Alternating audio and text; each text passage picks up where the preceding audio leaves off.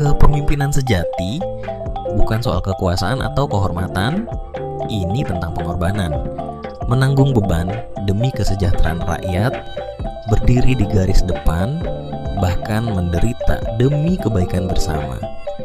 Pemimpin sejati melayani, bukan menguasai.